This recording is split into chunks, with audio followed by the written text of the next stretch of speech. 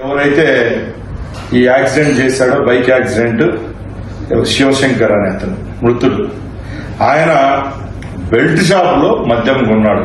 ఏంటి సాక్షి పేపర్ ఏమన్నా, సాక్షి టీవీ ఏమన్నా ఆ టైంలో వాళ్ళు అతను కొనేటప్పుడు ఉన్నారా? అక్కడ సీసీ కెమెరాల ఫుటేజీల్లో క్లియర్ గా కనపడుతున్నది. ఒకసారి 7 గంటలకు, ఒకసారి 8:30 అంటే సాయంత్రం 23వ తారీఖున వాళ్ళు మద్యం అక్కడ షాప్ లో కొనడం జరిగింది.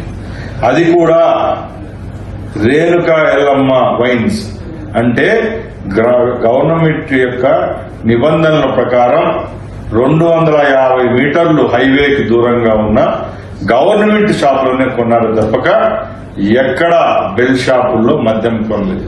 ప్రజలు ఇప్పటికీ ఎందుకు తప్పుదారు పట్టిస్తున్నారో మాకు అర్థం కావడం. ఈ రోజు మేము ఛాలెంజ్ విసురుతున్నాం. ఈ విషయంలో మీరు రుజువు చేయగలిగితే ఏదానికైనా సిద్ధం. చూడండి, సీసీ ఫుటేజీలు నీట్ గా కనపడుతున్నాయి.